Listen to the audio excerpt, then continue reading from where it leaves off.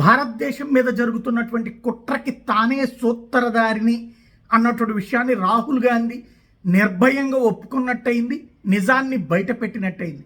ఏదైతే దొంగ మాటలు చెప్తూ భారత ప్రజల్ని మోసం చేస్తున్నటువంటి రాహుల్ గాంధీ సహజ సిద్ధంగా ఎన్నికల సంఘం చేసేటటువంటి కార్యకలాపాలని వక్రీకరించి దొంగ ఓట్ల లేకపోతే కొత్త ఓట్ల ఉన్న ఓట్లు తొలగించడం ఇట్లాంటి సహజ సిద్ధమైన ప్రక్రియని ఒక దుర్మార్గంగా చిత్రీకరించి తప్పుడు ప్రచారాలు చేస్తూ యువతని రెచ్చగొట్టే ప్రయత్నం చేశాడు. కానీ యువతరం పట్టించుకోలేదు, వాళ్ళకి అసలు విషయం తెలుసు కాబట్టి.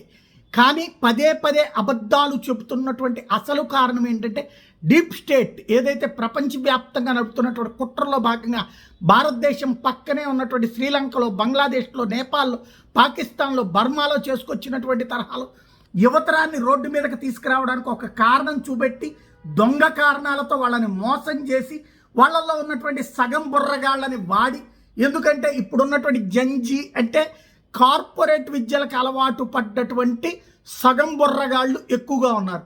ఆ సగం బుర్రగాళ్ళు 24 గంటలు టీవీలు లేకపోతే కనుక చేతుల్లో ఉండేటటువంటి ప్లాట్ఫామ్స్ ఏదైతే సోషల్ మీడియా ప్లాట్ఫామ్స్కి ఎడిక్ట్ అయ్యి పని తక్కువ ఫలితం ఎక్కువ ఆశిస్తా స్వార్థంతో బ్రతికేస్తున్నటువంటి యువతరాన్ని వాడేసుకుంటూ వాళ్ళకి సోషల్ మీడియా ప్లాట్ఫారాల ద్వారా అబద్ధాలను ప్రచారం చేసి వాళ్ళ ద్వారా తమ ఇష్టమైనటువంటి కోరికల్ని దేశాలలో పాలకుల్ని మార్చి దొంగల్ని తీసుకొచ్చి అమెరికా దేశంలో ఉన్నటువంటి డీప్ స్టేట్ వాళ్ళ యొక్క దొంగల్ని, వాళ్ళ మాట వినే యోనస్సు, వాళ్ళ మాట వినేటటువంటి దుర్మార్గులను తీసుకొచ్చి పరిపాలనలో వాళ్ళ చేతికి తీసుకొచ్చేటటువంటి వ్యవహారం ఏదైతే ప్రచండ లాంటోడో లేకపోతే ఓలీ శర్మ లాంటోళ్ళు తీసుకొచ్చి పెట్టేటటువంటి దిక్కుమాలిన ఎత్తులకి డీప్ స్టేట్ ద్వారా కుట్రలు పన్నుతున్నాడు అన్నది స్పష్టమైంది.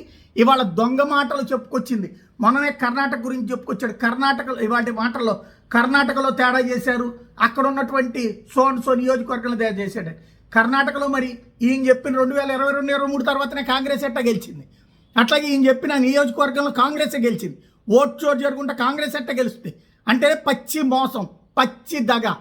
అవన్నీ ఓ పక్కన పబ్లిక్ పెద్దగా స్పందించకపోతే ఇప్పుడు వాగేశాడు, ట్వీట్ చేసుకొచ్చేసాడు. ఏమని? జంజీ ఉద్యమం వచ్చేస్తుంది, దేశంలో ఉన్నటువంటి ప్రజలు తిరగబడతారు, వాళ్ళకి నేను నాయకత్వం వహిస్తానని. అంటే అర్థమవుతుంది కదా, పచ్చి దగ, భారత ప్రజల్ని మోసం చేసే దేశ ద్రోహం, ఈ దేశానికి ద్రోహం చేయబోతున్నాడు. ఈ దేశంలో ఉన్నటువంటి ప్రజల్ని రెచ్చగొట్టి ఉద్యమాలు చేయించబోతున్నాడు. ఇప్పటికే రైతుల పేరిట ఉద్యమము, ఖలిస్తానీ ఉద్యమము, మణిపూర్ ఉద్యమము, ఇట్లాంటి జరిగినటువంటి ప్రతి అరాచక ఉద్యమం వెనకాల రాహుల్ గాంధీనే ఉన్నాడు. ఆ రాహుల్ గాంధీ ఇప్పుడు ఏకంగా ఓపెన్గా ఒప్పేసుకుంటున్నాడు, నేను చెయ్యబోతున్నాను, రెచ్చగొట్టబోతున్నాను అన్నటువంటిది. ఇట్లాంటి దేశద్రోహి ట్రాప్లో పడకుండా, ఇట్లాంటి దేశద్రోహి మోసంలో బలి కాకుండా దేశాన్ని నాశనం చేయాలని కుట్రని భగ్నం చేయాల్సినటువంటి బాధ్యత నిజమైన యువతరం మీద ఉంది. అట్లాగే ఈ దరిద్రులు పెట్టినటువంటి జంజీ బ్యాచ్ పేరుతో చేసినటువంటి అరాచకాలలో అన్ని పచ్చి మోసాలే. వాళ్ళని ముందు పెట్టి వెనకాల పార్లమెంటులు తగలబెట్టి ఆయా దేశాల ఆర్థిక వ్యవస్థలు చిన్నాభిన్నం చేసి చివరికి ఇప్పుడు అక్కడ ఉన్నటువంటి ప్రభుత్వాలు తమ చెప్పు చేతల్లో ఉండేటట్టు చేసుకున్నటువంటి ఏదైతే డీప్ స్టేట్ వాళ్ళ కుట్రలో ఇతను కూడా ఒక పావే. అలా వాళ్ళ చేతుల్లోకి పావులుగా మారి అక్కడ సైన్యాలను కూడా తమ అదుపులో పెట్టుకుని నడిపినటువంటి నాటకాన్ని ఇప్పుడు ఇండియాలో చెయ్యబోతున్నానని నిస్సిగ్గుగా చెప్తున్నాడు.